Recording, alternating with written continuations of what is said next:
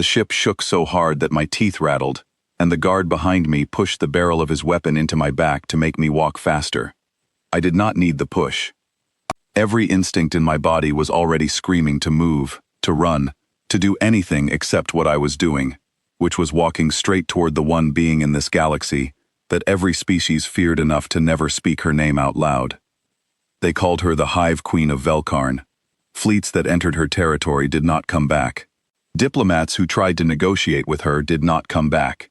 There was a story, told in 100 different languages across 100 different worlds, that she looked into the eyes of anyone who stood before her, and within seconds, she knew everything about them, their fears, their weaknesses, the exact words that would break them. Nobody had ever survived that look and walked away unchanged. I was the last surviving officer of a diplomatic ship that had been pulled out of hyperspace by her fleet 3 hours earlier. My name is Daniel Whitfield, and until that morning, I had been nothing more than a translator on a routine peace mission.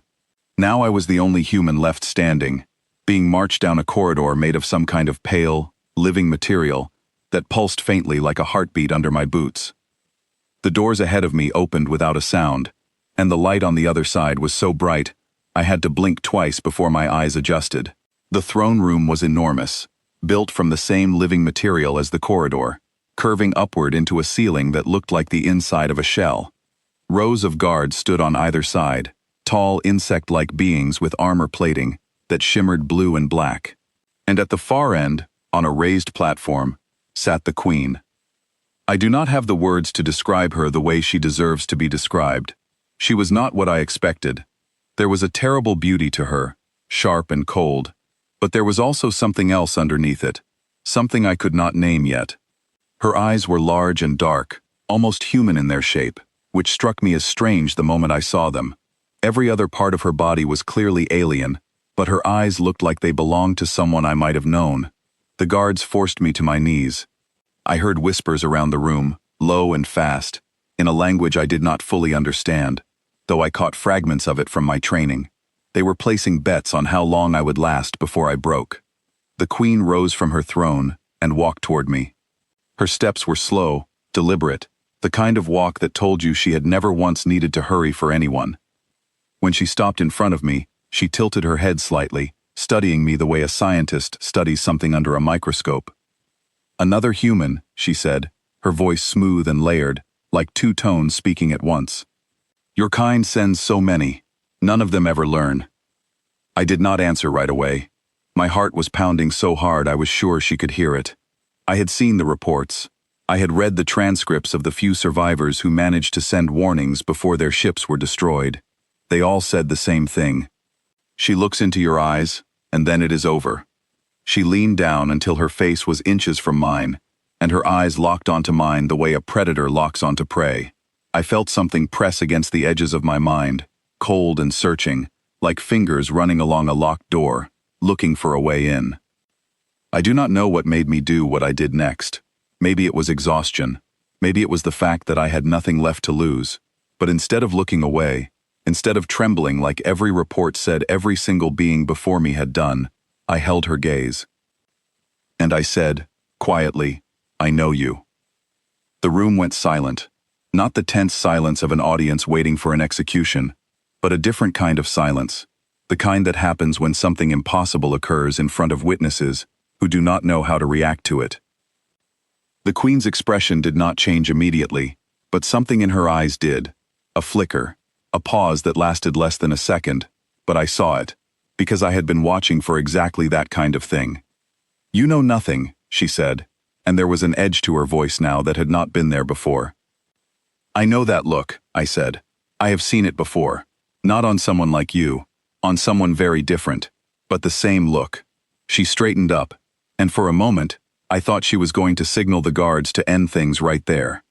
Instead, she studied me again, this time with something closer to curiosity than contempt. "Explain," she said, "or die faster."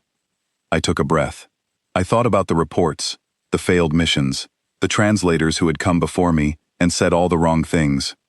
I thought about my grandmother, who had raised me after my parents passed, and who used to tell me that the most dangerous people in any room were never the loudest ones. They were the quiet ones, who had learned, a long time ago, that nobody was coming to help them. When I was young, I said, there was a man in my town. He ran the only trading post for 50 kilometers. Everyone feared him. Nobody dared cross him, because those who did lost everything. Their homes, their businesses, sometimes more. People said he had no heart. They said he enjoyed watching others suffer. The Queen said nothing, but she did not stop me either. I worked for him for 2 summers, I continued, and one night, very late, I saw him sitting alone in his office, looking at an old photograph. He did not know I was there. I saw his face when he thought nobody was watching. It was not the face of someone who enjoyed cruelty. It was the face of someone who had been alone for so long that cruelty became the only language he still remembered how to speak. Her eyes narrowed slightly, but she did not move. I asked him once, I said, why he never let anyone close to him. He told me that the moment you let someone matter to you, they become a weapon that can be used against you. He said it was safer to be feared than to be hurt again. I looked directly at her as I said the next part. That is the same look you gave me just now. Not hatred, not hunger. Loneliness that has been wearing armor for so long it forgot it was ever anything else. For a long moment, nobody in that room moved. The guards exchanged glances I could not read. And the Queen, the being whose name alone had ended entire campaigns, stood completely still, staring at me, as though I had said something in a language she had not heard in a very long time. You dare compare me, she finally said, to a merchant from your insignificant little world. I am not comparing your power, I said carefully. Your power is nothing like his, but the look in your eyes when you search someone's mind, that same instant before you decide whether to destroy them, that is not power. That is fear, wearing the mask of power. I have seen it before, and I recognized it the moment I looked at you. She turned away from me sharply, walking back toward her throne, but she did not sit down. She stood with her back to me, and for the first time since I had entered that room, I saw her shoulders tense in a way that had nothing to do with anger. Do you know how many species have stood where you are standing? She said, her voice quieter now, and begged for mercy. I imagine a great many, I said. And do you know how many of them looked at me the way you just did? None, I said, because none of them were looking at you. They were looking at what you could do to them. I am looking at who you are. She turned back to face me, and this time her eyes held something I had not seen in them before. Not softness exactly, but a kind of exhaustion, the kind that comes from carrying something heavy for far too long, without ever being allowed to put it down. You understand nothing about my history, she said. Then tell me, I said. I am not going anywhere. Your guards have made sure of that. There was the faintest suggestion of something at the corner of her mouth, not quite a smile, but close enough that a few of the guards shifted uncomfortably, as though they had never seen such an expression on her before, and did not know what to do with it. My hive was not always what it is now, she said slowly. Long ago, we were small, scattered, hunted by larger empires who saw us as nothing more than resources to be harvested. I watched my creators, the ones who raised me from a larva into what I am now, destroyed one by one, because they showed weakness, because they trusted the wrong allies, because they believed kindness would be returned with kindness. She paused, and the room seemed to hold its breath along with her. I decided, very young, that I would never make their mistake. I built an empire that nobody could threaten, because nobody could get close enough to threaten it. Fear became my shield. It has kept my people alive for longer than any kindness ever could. And has it made you happy? I asked. The question seemed to catch her off guard. Around the room, several guards actually flinched, as though they expected me to be struck down simply for asking it. She did not answer right away. She looked at me for a long time, and I realized that in all the stories I had heard about her, in all the warnings and the reports and the whispered legends, nobody had ever once described what her silence looked like.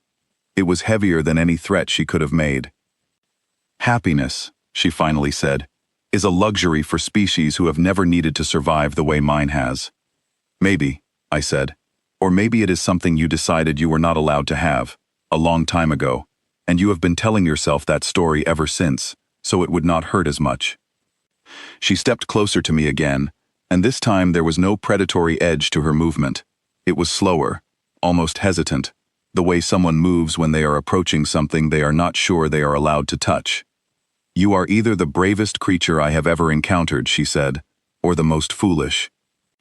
"Possibly both," I said. My grandmother used to say those two things usually travel together. For the first time since I had entered that room, something that might have actually been a real smile crossed her face, quick and almost startled, as though it surprised even her. "Rise," she said. I did not move at first, uncertain if I had heard correctly. The guards around the room shifted, murmuring among themselves in low, urgent tones. Rising in front of the queen, without her explicit permission, had likely never happened before, and being told to rise was clearly just as unprecedented. "I said rise," she repeated, and this time, there was an unmistakable command in her voice, though something in her eyes told me it was not a command born from anger. I got to my feet slowly, keeping my movements calm and deliberate. Standing at my full height in front of her, I realized how much taller she was than me, and yet for the first time since I had walked into that room, I did not feel smaller because of it. "Explain to me," she said, "why a human ship was sent into my territory at all. Your diplomats must have known the risk." "We did know the risk," I said honestly, "but my people believed that even the beings everyone else feared deserved the chance to be spoken to as something more than a threat to be avoided. We did not come here to challenge you. We came here hoping to understand you. And if I had destroyed your ship the moment it arrived, as every other diplomat before you was destroyed, then at least someone would have tried," I said. "That has always mattered to my people, even when it costs us everything." She studied me in silence again, and I could see something shifting behind her eyes, some old calculation being reconsidered for the first time in longer than I could imagine.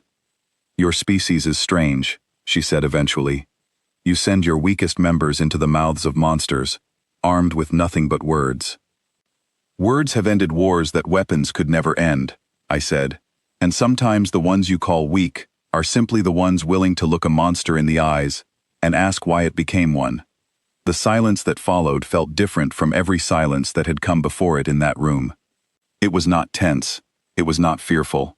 It was the silence of something ancient and guarded finally allowing itself, for the briefest moment, to be seen. "I have ruled through fear for longer than your entire species has existed," she said quietly, almost to herself.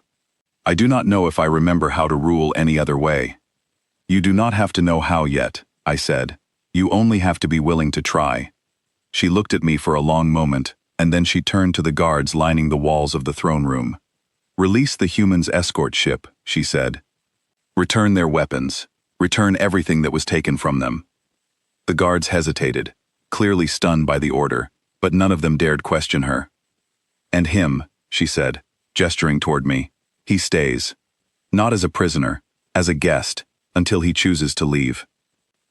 I felt the tension in my chest ease slightly, though I was careful not to let relief show too plainly on my face.